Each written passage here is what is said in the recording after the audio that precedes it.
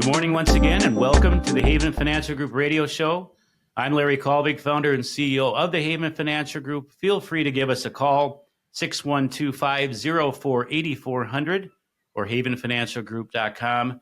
Family finances, wealth protection, how do you pass it on? All of that is important, but wow, people really mess this up, and they do it successfully in a very high percentage of the time. So let's talk about that, Kim. Absolutely. And by the way, we want everyone to know, and I know you mentioned it in our last segment, Larry, but people can come into your office to talk about these kinds of things. They can talk about estate planning. They can talk about passing your wealth on to next generations.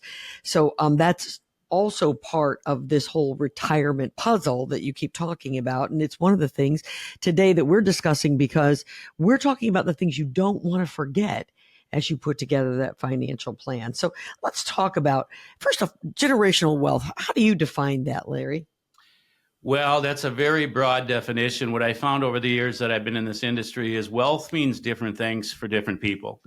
Naturally, we think of dollar bills and money, but it can be a variety of other things, to what you want to do in life, to the family, to health. It can be a variety of things. So again, we'll kind of refer to the wealth side of the finances, but there's a variety of things. For some people, wealth doesn't mean, it's not about money. It's about just living life to the fullest and doing. But from our perspective, and what we do is do you have an estate plan? Again, how are you going to transfer assets? Is it important to you? What I found is really there's three types of people when it comes to this. The individual or the couple that says, I'm going to spend all my money and I hope I bounce the last check. Well, if that's important to you, great. The others that say, we're going to enjoy retirement, but if there's anything left over, we definitely want our kids, loved ones, or some sort of charity to get it. Great. How are you going to implement that? Or the other one that says, we're very philanthropic. Charity is very important. Maybe you don't have any kids and they're very charitable. Well, great. How do you plan on doing that? Is it going to be done successfully because you've put together a detailed plan, thought through, done properly, or have you just kind of piecemealed some together? So there's no automatics in wealth transfer or in any asset, and it has to be set up properly. I don't need to tell you or the listeners, we live in a very litigious society. We just had a very big class, wills, trusts, and legacy planning with Carrie Renner and Provision Law, our partners, and it was full both nights. And the big questions were, how do we pass on a legacy? How do we transfer assets in the most effective way? That's what the whole class was about. Sure. Because it doesn't happen automatically. How do I avoid probate?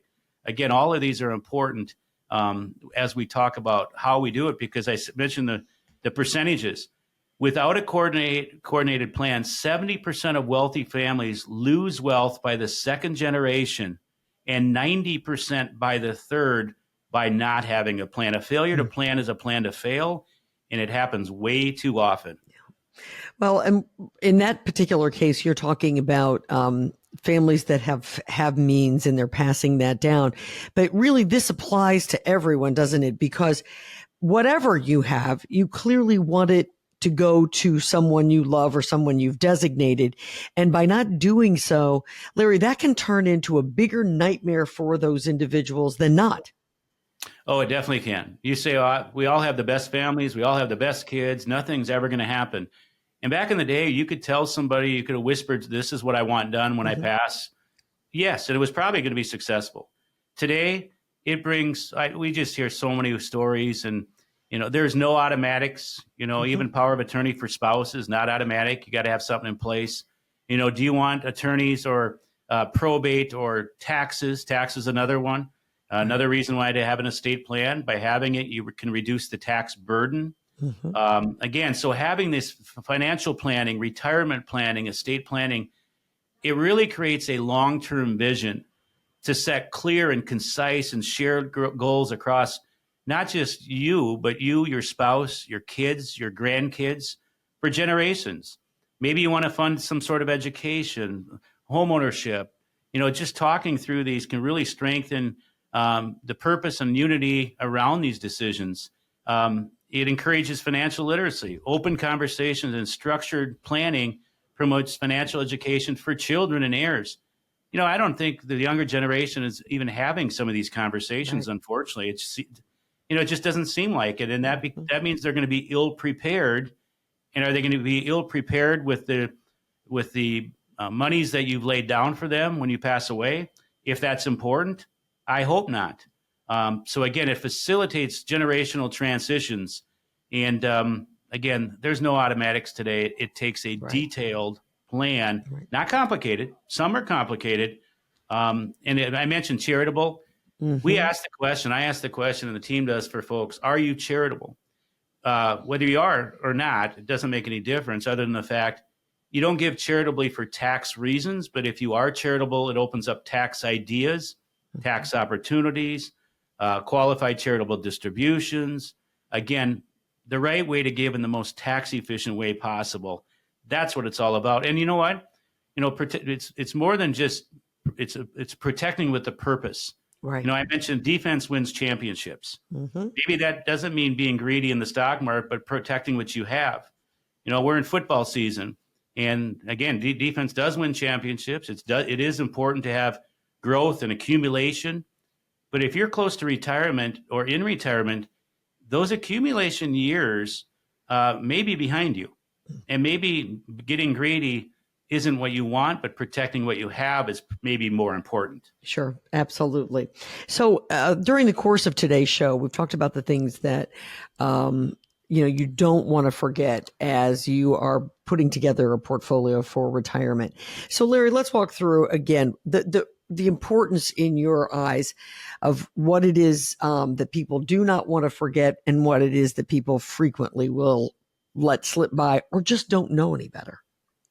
Well, it's in all the retirement topics. We started by talking about healthcare. Many people, a high percentage, underestimate healthcare, and it's growing faster than most people are really planning for. So healthcare, and then healthcare does not include long-term care. How in the world are you going to pay for it? 70% of us are going to go into a nursing home. Now, I hope that's not you or me or anybody I know, but almost weekly, we're sitting down with folks that have somebody in a nursing home. Sure. We talked about the estate planning. 85% of the last statistic I read, 85% of Americans do not have a competent estate plan. You might have a plan, but it might be outdated, not applicable to what your circumstances.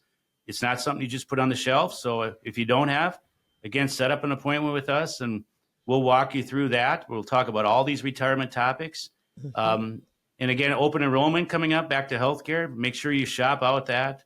Your investments, I see once again, so many people have way more risk in the market than they even know. And we're not saying it's bad, but having an understanding and an understanding and awareness of what you're doing is important. Because let's face it, these retirement topics, they can be daunting. They can be very challenging. They can be very confusing. And how to address them or how you don't address them can have a very lasting impact on your retirement years. And whether you're a long ways from retirement enlisting or you're very close or you're in retirement, there is no better time than now. And we talked about the emergency fund, making sure you have that built up for those retirement years. Again, putting all these retirement puzzle pieces, putting the pieces together. Who is your partner? Do you have a partner? Retirement is more than a meeting once or twice a year for 30 minutes to an hour. That is not enough attention. You deserve more attention, and there's no cost to come in and visit with us. It's the nature of what we do, and we've done it here for 10 years. I've done a lot longer than that, and we hope to do it for many, many more years. And we have the privilege of helping so many, many people, many of them that will be invited out to our Charlie's appreciation event on Prior Lake next week. We like to have fun with these topics, and we like to give back to the best of our ability. Again, havenfinancialgroup.com. Give us a call. So if you maybe this morning have listened to us and you realize that there's a few things we've talked about today and maybe you've already forgotten them and you need to have someone look over an existing portfolio or maybe you don't have one at all, please give the folks at Haven Financial Group a call. The number there is 612-504 8400. Let me give it to you again. It's 612-504-8400. Tell them you heard us here on the radio. Let's make sure you haven't forgotten anything. And if you haven't had a chance to put a portfolio together, then today is the time to start. 612-504-8400. Well, Larry, happy September. Here we go. Kim, great to be with you. Happy September. Fall is really close. The Vikings' first game is getting closer. And I think I'd be remiss if I didn't end the show by saying happy anniversary, 29th anniversary to my wife, Rochelle. Have a great week, Kim. You too.